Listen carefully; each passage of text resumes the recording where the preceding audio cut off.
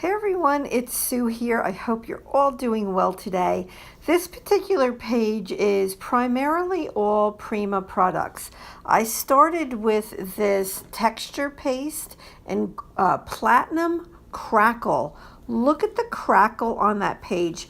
I left it, actually it was a couple days to dry. It didn't need to be that long, but I did leave it that long and it came out beautiful. And there were like little chips of stuff in there that I just kind of left. This happens to be the texture powder that I mixed in with the heavy body gel. So everything that I'm mentioning is Prima unless I say that it's not Prima. So it's probably the easiest way to do it. So that texture powder is just like very fine sand on a beach, and I mixed it in with the heavy body gel to give it a nice consistency. And now I decided to add some of the mini art stones. These are extremely light. They're like little foam pieces, and I mixed them in with the gel and the texture powder. And now I'm going to get it onto this page. And by the way, I'm working in my small dilutions journal, and once I finished this page, I ended up cutting the page out of the journal because it came out so pretty and it's way too big to be in a journal. So you'll see. You will see.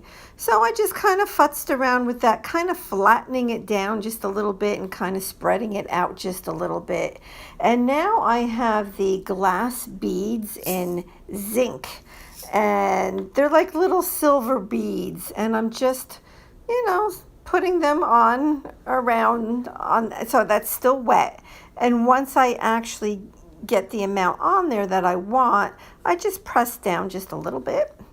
And now I'm taking the texture paste in black sand. This stuff was really dried out. No fault of the product, I'm sure. I've just had it for a few years. So what I did, and it worked really well, I took some of the heavy body gel and I mixed it, and I used that little acrylic block to mix stuff. It's kind of like my palette, whether I'm doing paints or inks or powders or pastes or whatever. I tend to use this acrylic block that's meant for stamps. But when I mixed this black sand texture paste in with the heavy body gel, it just made it perfect. And I'm just spreading it out next to, not on top of, next to the other, like with the texture powder and the mini art stones. And it's a very different look. The texture powder that I said was like sand is white. The one that I have is white. So that was very white. And then this that I'm putting down now is black sand. So you can see here, it looks almost like salt and pepper next to the white with the silver little beads in it. And look at that crackle on that background. It's just beautiful. It's beautiful. Now I waited overnight, and I'm showing you it's really hard and it's pretty raised, and I'm holding it up close. You can see all the little goodies in there. And now I've pulled out mica powder. They're two different shades of blue and also that yellow acrylic paint in the metallic. And I'm still using that same little acrylic block right there. And I first poured on Summer Sky mica powder, and then this is Deep Water. And the top of these are really cool. It's kind of like a salt or pepper shaker. And now I'm adding water. I have to be very careful spraying the water on because it is a powder and it kind of like poofs out. And so I just went real careful with the water. And I added a lot of water. And now I'm just going to put some of that metallic pure sunshine acrylic paint on my work area and spray that as well. So I want all of these colors to be very, very wet. I want them wet. I don't want them thick and heavy. I want them to move, okay? So I have different paintbrushes for each color because I didn't want the colors to mix. So you'll see me switch brushes, and all I'm doing is taking the colors and picking up the pigment and like dabbing it on. And now when I spray it with the Tim Holtz Distress Sprayer, it kind of blends everything and it just looks beautiful. It just is amazing. It just kind of looks like it's meant to be together. That's all I can say. Now I'm adding the yellow acrylic paint. The reason I'm using paint is because I didn't have yellow mica powder. So that's why I'm using the yellow acrylic paint. And on the page where there were the like bigger chunks of whatever that is, I went ahead and just put some of the yellow on there to help them to stand out just a little bit. And I'm just spraying everything. A lot of water went onto this page, but it just worked out beautifully. So I was very, very, very happy with this. So now I'm working on the bottom, and I'm going to do some dripping here. So again, that yellow as well as the blue is very wet. It's very watery. And you'll just kind of see as I go along, I'm going to do that hole underneath there. And I'm putting a lot of the paint there as well as helping it to start a drip, right? But just watch and see. I'm putting the towel under there because I'm going to spray it. More water, and that definitely helped it to drip even more, and I loved it. So now I want to add some of that lighter blue. And I'm just basically really doing the same thing and just getting it where I want it to be. And then I'm going to lift it up and I will be spraying it again. And it's just awesome. It's awesomeness. You can actually see the colors blending together, and now I'm moving it around and I was like, oh my gosh, that's perfect. I did end up drying that, so I did start working up here, and then I'm like, well, I can't be dripping that way and have the bottom still wet, so I stopped and I dried the bottom. So it wasn't going to move anymore. So now I can concentrate on this top area. And I'm adding the darker blue at this point. And now I want it to drip in the other direction. And of course, what color do you get when you mix yellow and blue? And you're going to see it turns out amazing. So I'm just getting some drippage going there. I'm going to add the yellow. And the next time I spray it, you're going to see a little bit of green appear at the end of the long drip. And it's just beautiful. Watch, see? It's the green appears and there it goes. That long drip on the left of the page is green and I love it. So I'm drying as I go along because I don't want things to move. And you can see where we're at so far. And we're only about maybe halfway through at this point. We have a little ways to go yet. This was one of those pages. Well, first of all, I love Prima products. Love them. You know, when I decided to do a Prima page, I'm like, oh, let me start pulling out some Prima stuff. And I'm like, oh my gosh, I have a lot of it. And that is called Archival Cast.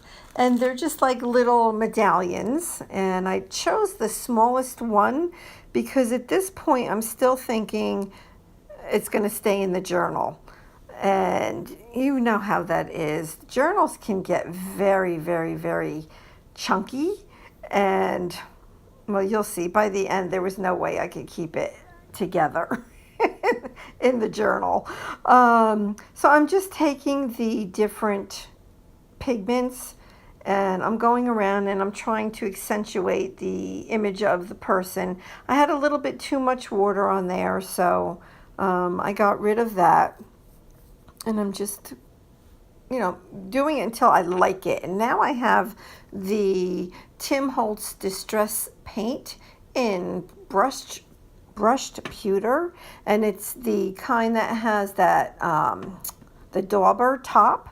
So I'm going around until I like that, and then I dry it, and now I want to give it even a little bit more dimension. So I'm using my jet black archival ink with a makeup sponge, and I'm going around and highlighting basically the areas that pop up a little bit more, and it gives it more dimension and actually makes it look a little older. Didn't really patina it, but it was good. It was perfect for this page. Now, to get that on, I use the Heavy Body Gel. Now you will see that the items that I put on this page, I use the Heavy Body Gel. It holds anything and everything down. So if you have that, you are good to go. Now, again, I have that black sand texture paste, and all I'm doing with it at this point is that medallion was tilted to the right. Like it wasn't even, and I just wanted to put some of that sand under there to get it to lay flat. Now, I have this old penny that's been run over in my driveway, as well as this round piece that I got in my garage. And the round piece wasn't going to work, so I did put the penny in there, and I was happy getting that in there. And again, I'm using the Heavy Body Gel. And it does dry clear, but if I have the opportunity to take excess off, I do. And now I'm going through one of my little bins of extra stuff. There is some Prima in here. There is some Tim Holtz in here, and there's probably other brand names in here as well. Some of them I could tell you what they are, and some I have no idea. So just kind of roll with me on this one, because a couple of the pieces I'll tell you when I put them down that they're definitely Prima, or definitely not. I'll try, but you know what? I honestly don't even remember most of it. So I left all of this in there. I wanted you to see my process with just moving things around, and what kind of look was I going for? So like when I do this type of a page, it's a very mixed media page, right? I want to have a focal area, and that's where I put most of my different pieces. And I pulled out some of my Prima flowers, from all different collections. But this is actually one of my favorites. I have bought multiples of these, and this was from Tuesday Morning for 99 cents. But it is Prima flower, and it's from the Divine collection. I'm looking to see if there's a date on here, from 2013. But it's such a good floral piece to add really to almost any mixed media page like this. It's just, I don't know, there's something about it. It adds a lot to the page. And again, I'm using the gel, and I'm going to put some of this gel in the areas like where the flowers, no, this is on the back of it. So like on the back where the flowers are, and towards the bottom where, the wires all come together. And I'm just going to push down. Now you're going to see me. I'm going to turn that white flower around and this yellow flower, because they were facing down onto the page, and I didn't want that. And I just held it for, that long. Just like less than a minute. And then I continued on, and it dried beautifully. So that little piece is a Prima piece right there. It says art. That was from the Lyric collection, I believe. I don't know. Could be wrong. But yeah, so I'm just going to go ahead and keep fooling around with the different pieces. Now that piece right there, I end up taking off because it just wasn't right. That like big piece up on top there. So I ended up taking that off after all. But again, just kind of showing you my process. And you'll know, when you do something like this, you'll know when it's something that looks good to you, then you do it. It's as simple as that, Just do what you like. And I'll get these pieces down and get them on there. And so like the glue came up through that. You can see it's white. In the end, it is not white. So, don't worry about this heavy body gel and the whiteness of it because it dries clear. So I like it very much. Very, very much. In fact, on the jar it says transparent. And it is. It just doesn't start out that way. So now I'm splattering with the different pigments that I've put on the page so far. And I just love splattering. It just adds something to the page. It's very random, right? When you splatter, you can't like totally control it. Like with the yellow. Okay, so the yellow that was on my work area dried. And I wasn't able to activate it again with water because it's acrylic paint. So I put more paint down, more water, and it still wasn't coming off the brush really well, so I ended up having to like tap it on my finger, and then it went everywhere. So at least it worked. So now I want to add a few flowers to the page, and all I do is I just take a pair of scissors, and that wire is very, very, very easy to cut. And I'm thinking as I'm doing this, it's like, oh my gosh, I need to get more of the very small flowers, this size that I'm putting on now, because I have a lot of bigger flowers. But when you have a page like this where you have that, that you have that center focal point, you want little flowers to tuck in here and there and kind of fill it out and finish it off. And I'm a little low on the little flowers, so I'll have to look and see where I can get some. I'm sure Michael's will have them, but of course, like everybody, I'd like to get it on sale or whatever, so I will be looking around and I'll grab them when I see them.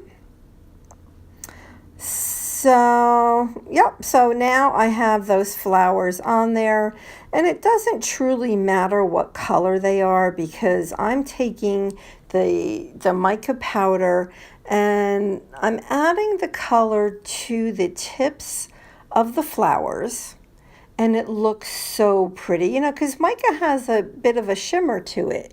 And it just looks so gorgeous, so gorgeous. And then I take the yellow paint and I put it more onto the petals, leaving the blue at the tips of the flowers. And it is just, wait till you see the photos at the end. I'll have to be sure to put a lot of photos of the finished product at the very end because came out really nice. And I'm just going through, adding a little bit of blue here and there, and spraying here and there.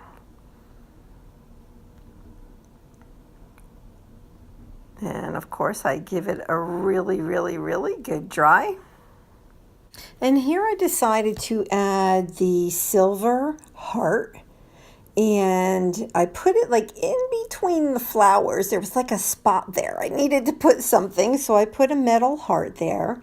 And then on top of that, I added a little bit of the blue and a little bit of the yellow. So everything that I'm adding to the page at this point is getting the blue and the yellow. And here comes another flower. See, I'm not done. It's just like never done. So there was a spot. It needed something. So the flowers are perfect for that. And I added that flower. And right now it looks like it's out of place. but it's not. Wait until I'm done. It just goes beautifully by the time I'm done with it. And those flowers are from the Engraver collection of Prima. And here we go. I'm going to lift it up and show you. So at this point, I'm done. And it's wet though, right? I just finished it. So if you see glue anywhere, especially in that little, like, what do you call it? That round thing right there with the white in it, the gear. Just wait. I'm going to come back and I'm going to show you this page dry. Everybody, so I let this dry overnight and I'm going to show to you now. Remember the gear over here had a lot of white popping through because the gel was still wet. So you can see it is no longer white, and I will lift it up so you can see it closer. It is shiny. The gel dries transparent, but it does have a shine to it. When this dries overnight and everything has a chance to settle and seep in and kind of blend, finish the little blending that it does together, like as far as all the colors, there's just something different about a mixed media page like this the next day. I'm going to go ahead and hold it up close and give you a chance to look at the whole piece up close. And I'm just going to go slow. And then I'm going to get even closer to certain areas of it because I want you to really, really see. And, you know, you don't have to rush through your different projects. Let it, like when I put this crackle paste on here, I let it sit for a couple days. I mean, you can let it sit probably from morning till night or whatever, but gosh, it just really did such a great job on all this crackling. And as you can see, I cut my page out of my small dilutions journal, and I used this Fisker's knife to do that, and it cut out beautifully, no problem whatsoever. All right, so now I want to come close here, and I want you to just look at the flowers. Look at how gorgeous they are. So you can see the different colors that I put on the dark and the light colored flowers. And it just looks absolutely gorgeous.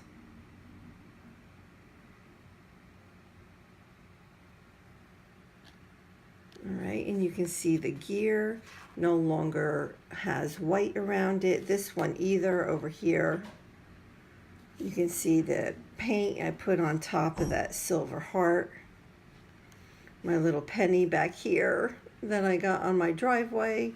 And this little piece over here with all the silver and blues and yellows on it.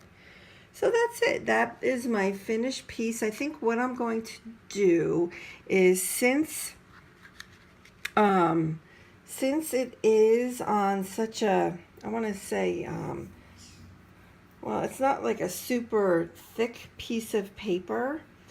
I'm going to look for like a cardboard that I can cut maybe two or three, pieces the same size as this.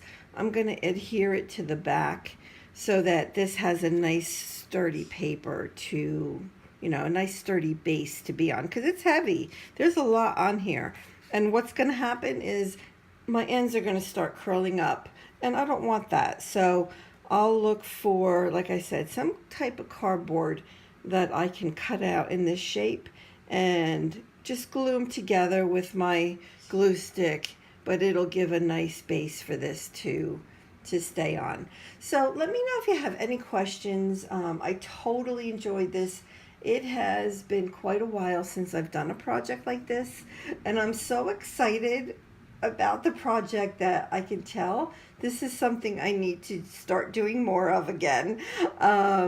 And Prima products are amazing, of course. So to me, that helps to make it easy because, I enjoy working with all of that.